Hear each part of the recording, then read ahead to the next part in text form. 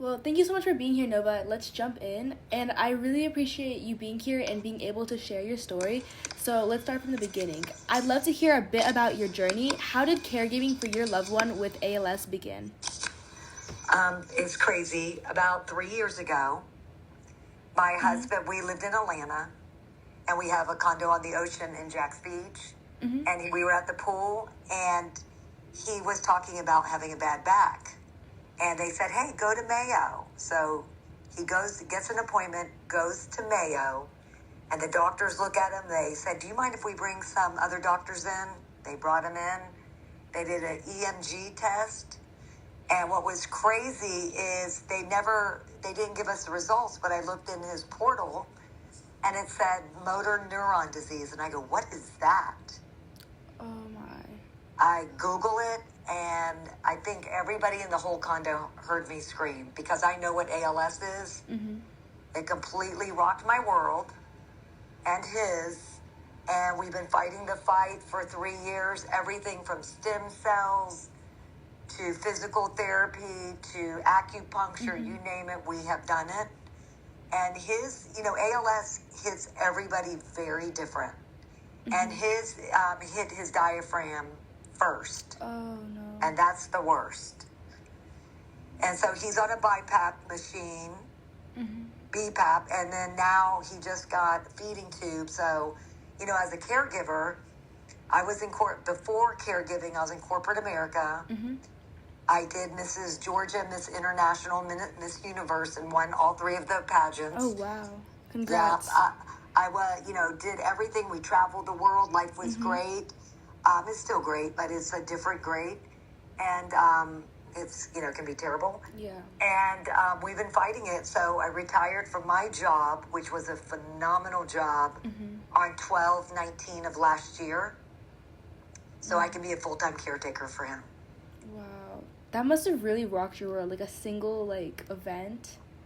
It crushes you because we were healthy. We did Spartan races. We went to the gym all the time. We taught Sunday school. We traveled the world, me being Miss Universe and Miss Georgia and International.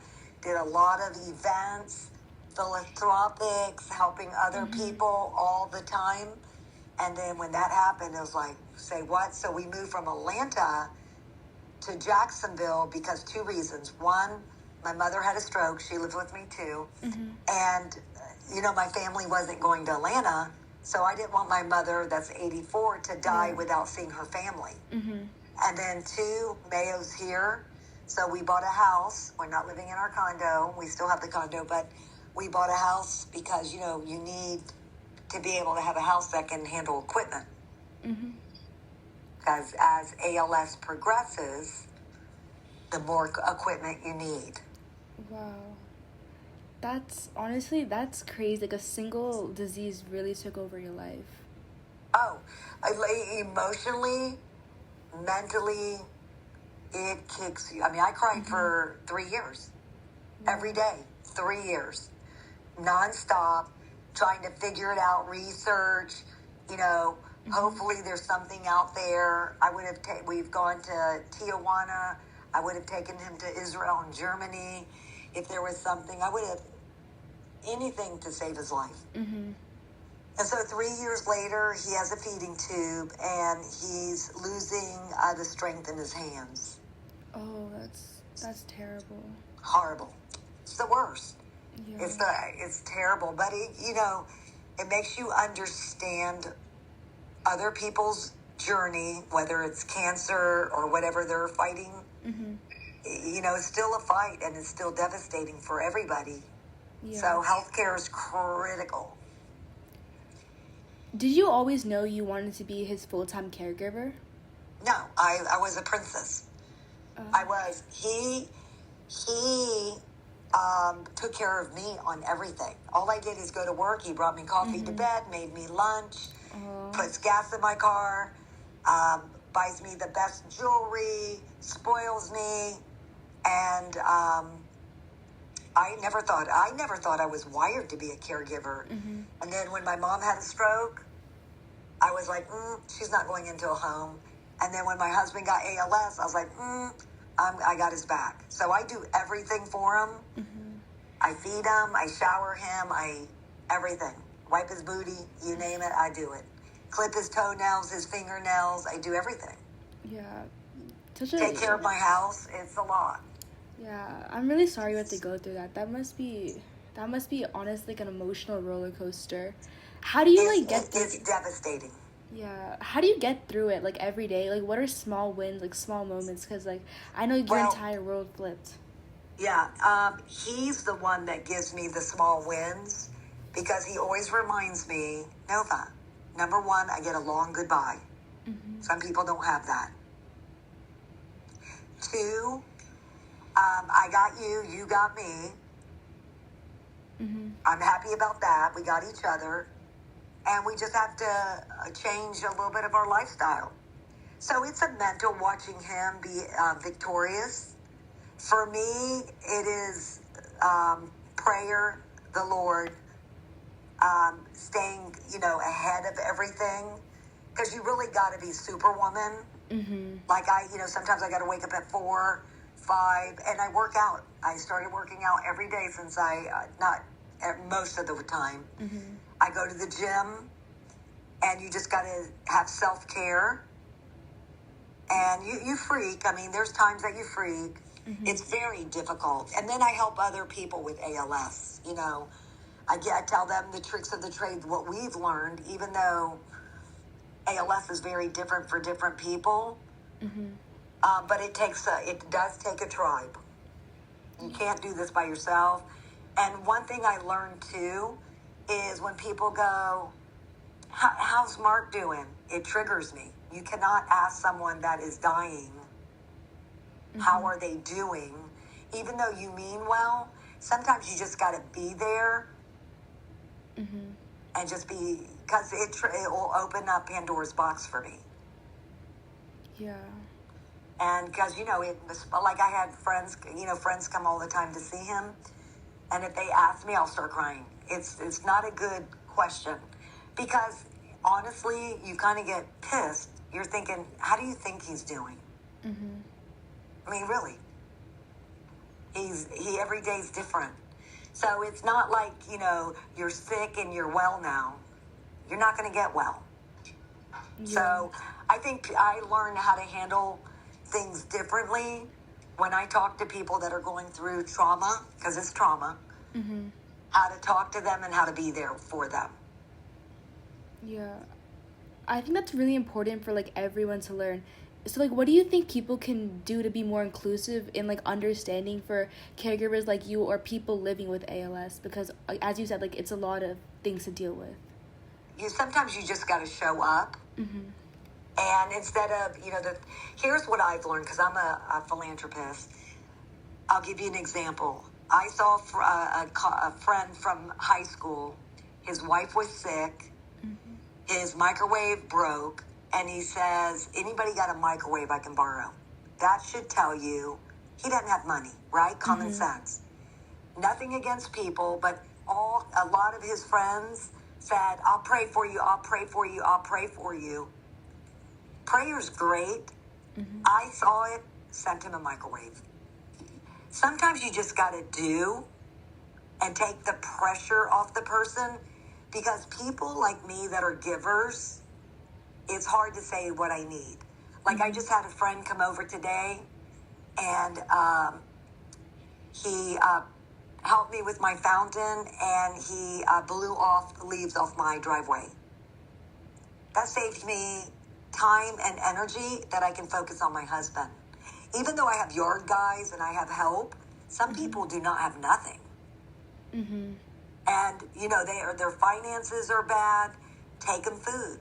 Fix them something. You're making dinner, make an extra dinner. Go help the lady. I have people that clean, but help the lady that needs cleaning. Too many people say, I'll pray. Just do. I feel like that's pretty empowering because, I agree with you. I feel like action speaks better than words. And Amen. Tying that back, do you think support systems have really helped you in this tough time? Oh, when I moved to Atlanta think about moving. I had a 7,000 square foot house, moving to a 3,700 square foot house. I had all this stuff, and I had 13 people meet the trucks, and they moved me in. I helped them. We sent my husband to my mother's condo, and my mother, they spent 48 hours straight and completely moved me in like my house is a designer house. 13 people. I would probably, honestly, still be moving in. It's too much stress. And so I think the support community is critical. And this is what I'm on a caregiver group, and here's what I hear from other people. People show up once, and then they never call them, never show up, never do anything. And it gets, as progression happens, it gets worse. It doesn't get easier for a caregiver. And I think a lot of people are in despair, burned out. Because if you go to the ALS Caregiver group, girl, you'll get an eye opener. Some people are trapped in their house because their husbands are completely not mobile anymore. I had a lady that was trapped in her house for 2 years, and he never left the house. Wow. That's a lot to deal with. It's a big, ALS is a monster. Because you know what happens? All the neurons die. And the only thing left is your brain, and you can't talk. You can only move your eyes. Everything dies. Yeah, and then you die because you'll suffocate because of the breathing. It's crazy. So yes, to the community, to the neighbors, it doesn't hurt ever to bring something over. I don't think it's easy. Like, I will always be that person that will send someone food or be kind. Makes a huge difference, trust me. And I've been fortunate throughout this journey. I can't complain. I couldn't survive without the oxygen on my mouth. But, my family, they never ask me how Mark is. They just show up. And it makes it so easy because it opens Pandora's box. Yeah. Do you think there's any other resources that you would recommend to helping people? Like, were hospitals helpful? Like you said, you mentioned the ALS group. Does that help you a lot? Oh my gosh, Mayo has a team, occupational therapists, physical therapists, you name it. They have them. There's 7 doctors. They're the best. And then when you get to a point, you can get palliative care next. And then when you don't want to go to Mayo any longer, then that's when you go into hospice. And then there's nonprofits. Like one group, we submitted a grant, and it's called RESPA. And they're sending me $2,000 to pay someone so I can go run errands or go leave the house. And they'll come, I pay someone to help me. That's nice. Has this journey shaped your perspective differently on life? Because again, it's a drastic change to your life. Has it shaped how you see the world? That's a great question. I'll tell you that, yeah. In one perspective, it's going to make me cry when I talk about this. Hold on. Take your time. I have been a loyal friend. I'm one of those strong people that I've had the same girlfriends for 40 years. You see the heart of people that disappear that you think that will be there. And you have to understand that God's letting you see who they really were, but it hurts your heart. I'll give you an example of my best friend for 40 years. Long story, but there was a disconnect, but her father was dying. And even though we were disconnected, I grew up with them. Yeah. I took her father food, went to go see him. He passed. My husband's been sick for 3 years, hadn't even sent a note to him. Wow. So you meet,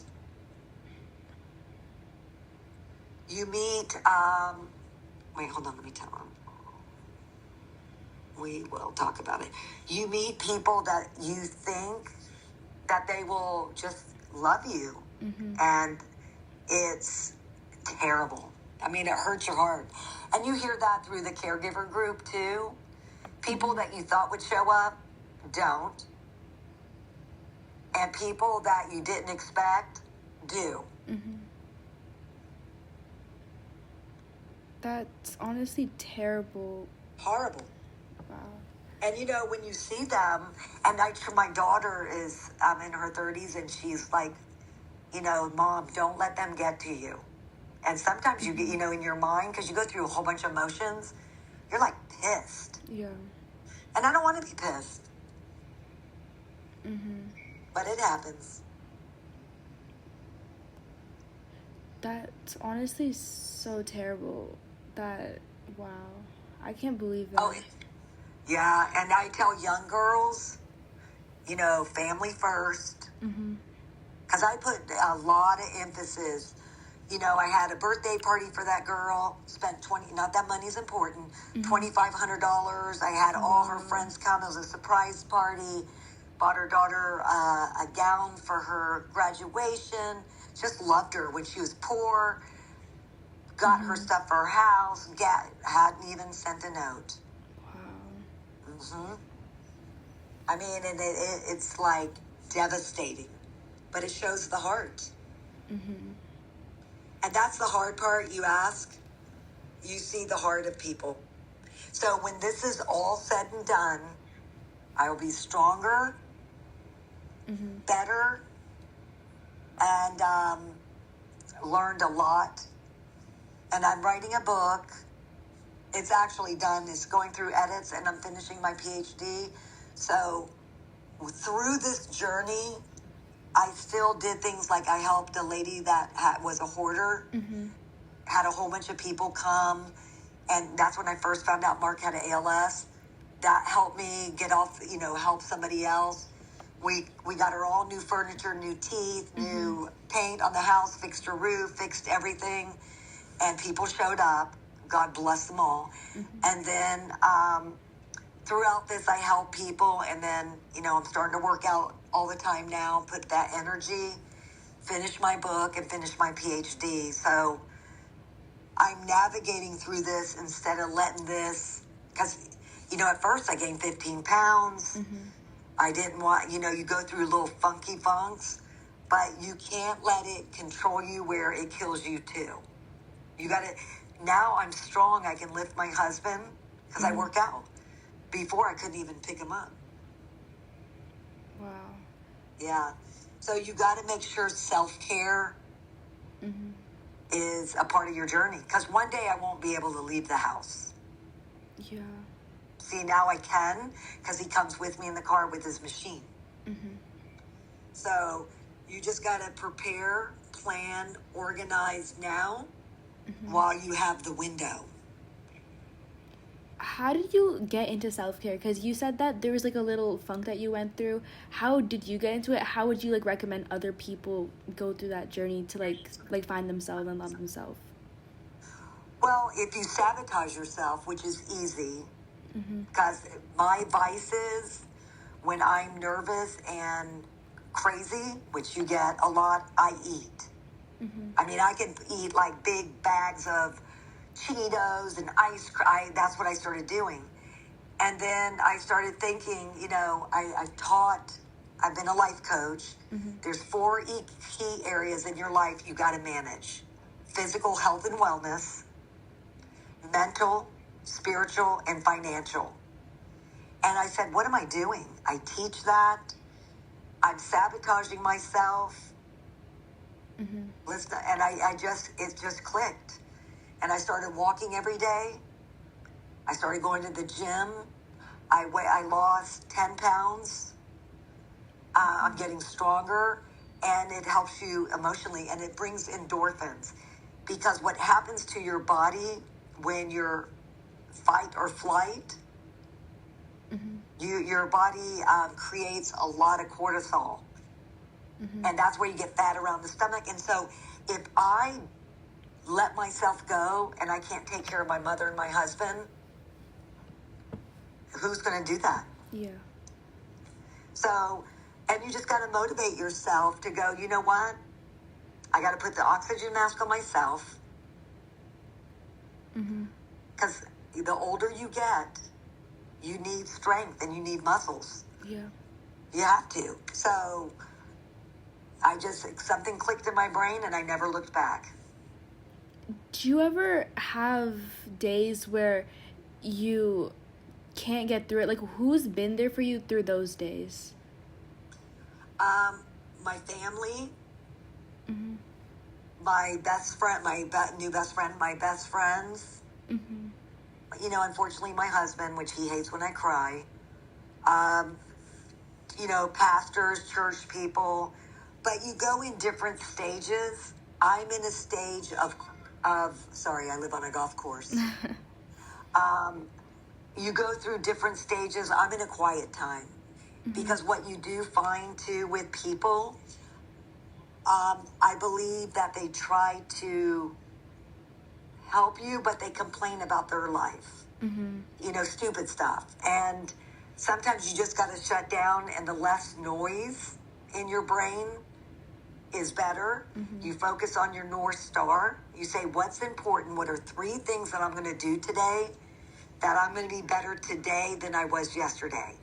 I'm going to walk, I'm going to eat right, and I'm going to do something in the house to make it, you know, organized or something. Every day you pick 3 things, and you make progress. Progress and focus, because there's always going to be weeds in the garden. You just go pull them out. Like today, I cleaned my fountain out, I watered my plants, I cleaned my office, I'm going to make cookies because my grandson's here. You just keep going. And you take naps. That's really empowering. ALS? I don't care. You get to a point in life where you don't worry about stigma. Because that's the problem with America and other countries today and social media. Everybody worries. It doesn't matter. When you're dying, all that matters is people that you love, is people that you love, and things that you can control. You can't control what other people say, and who cares? Yeah. I take my husband, I'm on the phone. I got you. I take my husband to Christmas parties, Disney World cruises, people's house, and you know, I went to 2 parties for December. One group was looking at him like, what the heck? Like, why is he at a party? Because he has his breathing machine. He can't talk. He's in a wheelchair.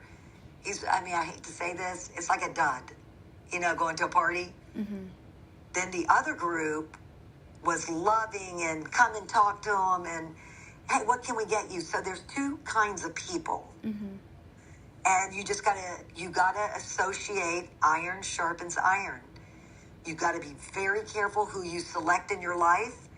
If they are making you feel like there's a stigma, making you feel insecure, not good enough, run.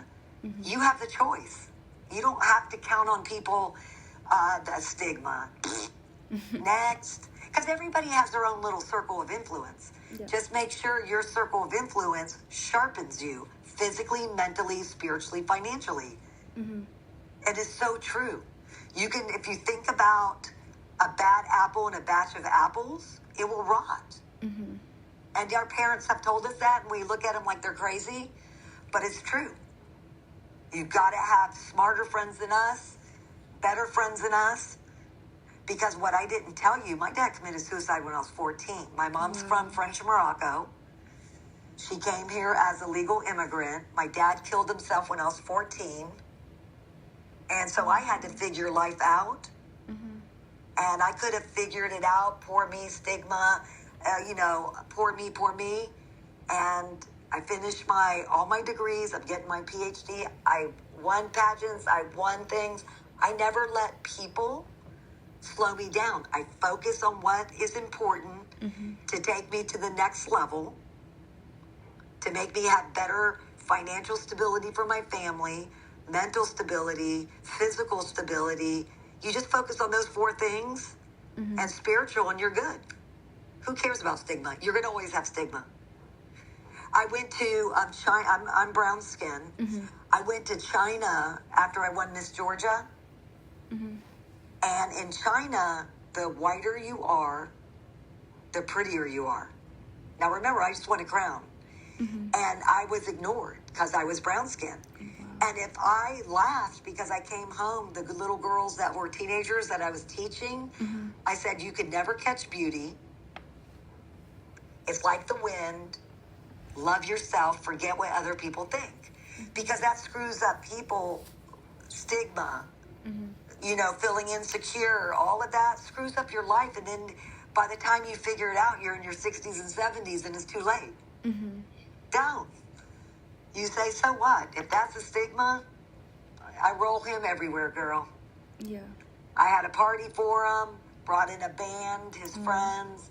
I don't let this stop him. It's his life. Yeah, that's really empowering. I feel like you always found a way to focus on yourself and put yourself first. I feel like that's really good, especially through all the tough times. Life is going to be tough for every one of us. Unfortunately, it's going to be tough for you one day. You may have not experienced yet, and you got to build your foundation, physical, mental, spiritual, and financial, because I was able to retire, and I retired too early. Normal people couldn't retire, and I still can afford everything. So while you're young, you got to be laser focused on those 4 key areas. If you don't, one day you're going to need to hit the button and call it quits. And I'll give you an example, and I hate to be this way, but my beautiful niece is 400 pounds. And what she doesn't realize, because she's young, God forbid, something traumatic happened to you, how are you going to survive it? People don't think the what if. And you always got to think backup and what if. And people, your life, I believe, you ask about community, what you sow is what you reap. So if you don't sow anything in your life and you're just a taker, people won't show up. 13 people won't show up. People won't send food. You got to build it. You got to sow your seeds when you're healthy. And you got to take care of other people. Remember the house that I said I took care of that lady? Yeah. Those people took care of me. I'll take care of them. And that's how it works. Wow, that's really empowering. As a caregiver, what were the most life-changing moments? What did you realize you were now subject to do as a caregiver? I've never been a nurse type. I'm feeding him in the feeding tube. I'm washing him. I'm wiping his butt after he goes to the bathroom. I clean him. I do everything. That wasn't me. I wasn't wired for that. I went to business school. I didn't go to nursing school. So you learn grace, you learn humility, and you learn you got to do whatever it takes to keep him comfortable and love him. When I saw the feeding tube, I wanted to faint. But I go, I can't. There's nobody else that does it. The home, I was princess. I told you. Now I got to take care of everything. I didn't even know how to put air in tires because he did it. And so what I learned is it's better to get grounded when you can, because now I'm learning how to, this sounds crazy, taxes, pay bills, everything is on my shoulders. Everything. So grace, humility, resilience, failure's not an option. And I tell him, okay, like today, I've been going 100 miles an hour. I still got to put dinner on and after we hang up. Yeah. And I said, after that, I'm done for the day and until I got to feed you. So I'll go lay down. Mm-hmm. I'll say, Uncle. And you got to learn to say, Uncle, time out. Mm-hmm. I can't do anything else. It's an interesting thing. You got to know thyself Mm-hmm. to be able to do new things you've never done, figure it out, and know when to slow down. Yeah. I feel like you honestly said it better than I've ever heard it. And honestly, I feel like you're really like self-empowered. That's honestly, I can't believe you went through all of that. Oh, it's been, you got to build resilience. You got to build resilience. You got to build strength. And trust me, there are times that I cry, Mm-hmm. but like hard, deep soul cry, and it's okay. Mm-hmm. It's okay. You got to know thyself. The beauty of life is, it's not going to, we're all going to, unfortunately, we're all dying. Mm-hmm. And the thing that people don't realize, they think everybody has till tomorrow. You got to build your foundation now. I tell my kids, you play now, you pay later. Mm-hmm. You pay now, you play later. So if you don't have a strong foundation, it's not good. Yeah. Because I don't think I could have made it without, handling change, leadership, multitasking, Mm-hmm. and having love and grace and, mercy. You got to have mercy for people. Yeah. How do you hope like sharing your story will make a difference between people, caregivers, and people who can be there for others? So for the community, we'll call it the community, to your point, actions speak louder than words. Mm-hmm. Just do. Just do. Because most people don't, they don't know what to ask for. My girlfriend's husband just got run over and he's in the hospital, and I said, what, shame on me. Mm-hmm. Do you need anything? And she goes, no, but people like us don't know how to say we need something. Mm-hmm. So I'm going to send her a basket. I'm just going to send it. And just do even the easiest things. Hey, do you need any help with the yard? Do you need any help? Just be aware, because it is hard. It is hard. As for caregivers, it's okay to cry. But remember what I tell, because there's a lot of women and men on my caregiver group that get resentful, because your life is basically on hold if you let it. Mm-hmm. If you let it. Like some people sit around and they don't do anything except sleep when they can. Think about it. I finished my PhD. I finished my book. And yeah, you got to change the way you wake up. I wake up early to get everything done. And you gotta be able to manage and prioritize so you don't feel like you're giving up. And you got to remember, it's a badge of honor to take someone that you loved when it was all good. My husband was amazing, to now he can't do anything. And it's a badge of honor that I'm his hands. Mm-hmm. I do everything for him. And you don't look at it as work. Even though I get tired sometimes, you look at it as it's an honor. Because I would want, if it was me, I would want someone to stay with me the whole time. Mm-hmm. And not look at that as a burden, and look at it as a badge of honor. That I can hold his hand when he goes to the next life. I can hold his hand. Mm-hmm. I mean, who wants to be by themselves when they're dying? Yeah. You're honestly, sorry. Just one more thing. Just look at it as the caregivers need to look at it as this shall too pass. Mm-hmm. You don't want to look back and go, I wish I would have, I wish I could have. Mm-hmm. And, you know, if you let anger and resentment step in, and sometimes the ALS patients, my understanding reading, their people are mean. Mm-hmm. You know, but they're dying. They don't know how to die. Nobody taught them. Yeah. And so, of course, they're going to lash out and be angry. You got to just have grace and mercy. Mm-hmm. And sometimes you slip and you don't, but majority of the time you need to have control over that. Honestly, your entire journey is super empowering. I genuinely can't believe how you've done everything. You're such a great role model, and wow, I can't believe that. Well, you got to remember it was a build up. Mm-hmm. It's discipline. It doesn't happen overnight.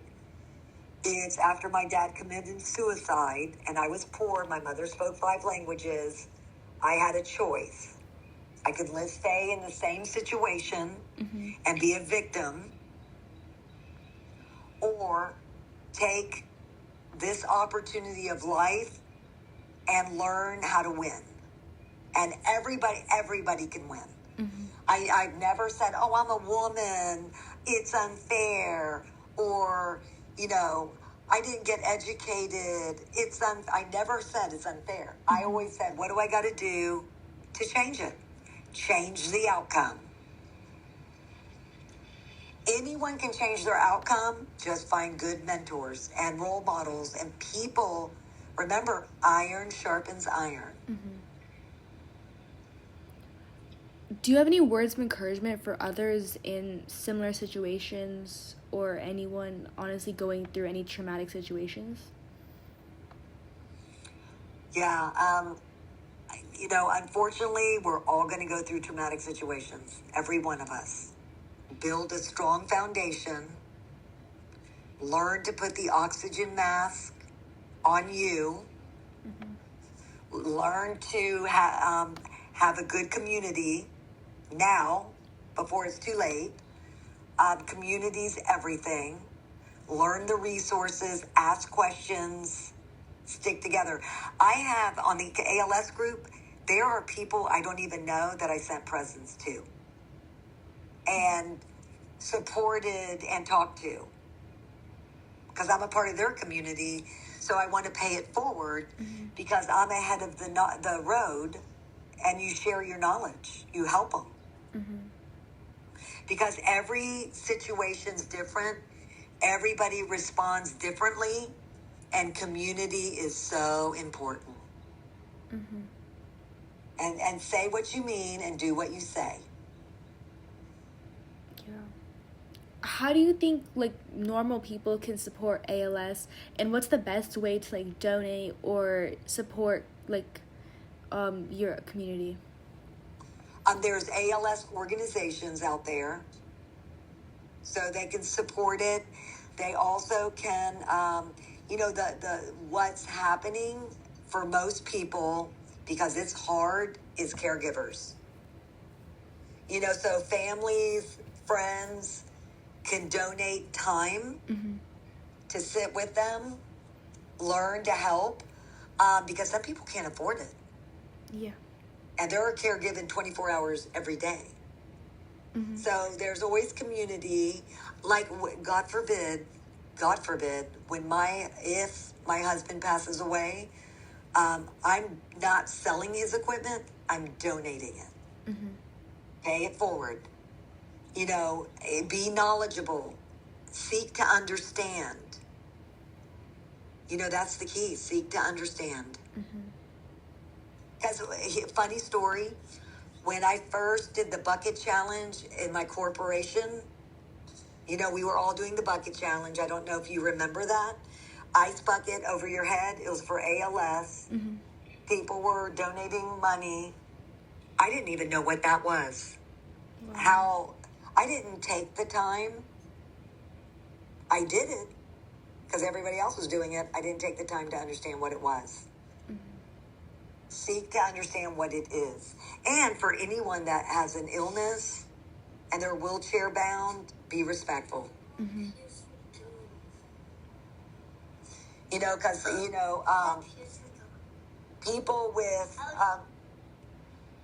people with any kind of terminal ill disease, it's really the same.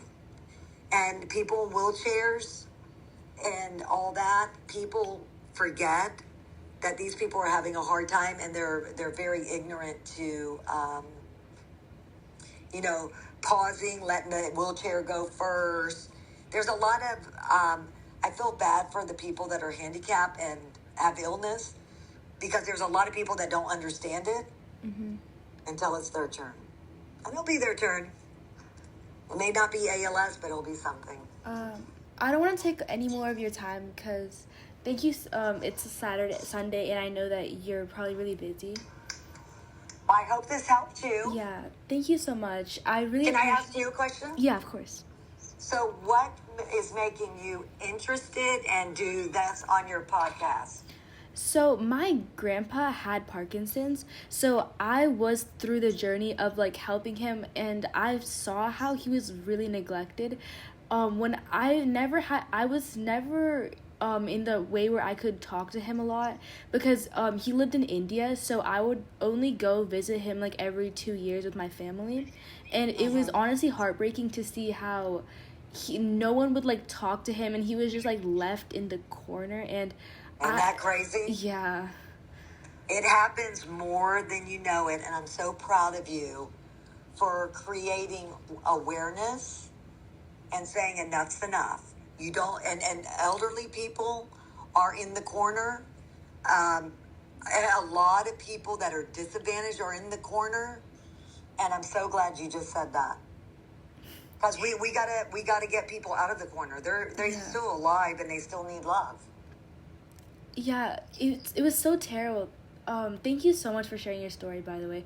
But it was honestly really terrible to like see how they would just like leave him. Like I would go talk to him, and everyone would be like, "Wow, you're such a good person." Like that's just like basic decency to like talk to someone that you love, and I can't believe people forget that.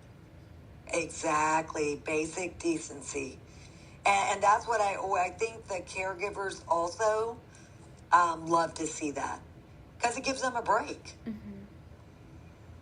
It gives them a break. I really Well, I appreciate you. I'm so happy you're doing this. Thank you so much for your time. And I know, of course, like especially throughout life, I know it must be really difficult to like even take out like an hour of your day. I really appreciate that you had the time to do this. I really hope we can share this message for caregivers and patients alike, and like communities for supporting them. I hope to get grow awareness for neuromotor disorders. Amen, sister. I'm with you, and I'm proud of you. Have a great day, and if you need anything, call me. All right, thank you so much.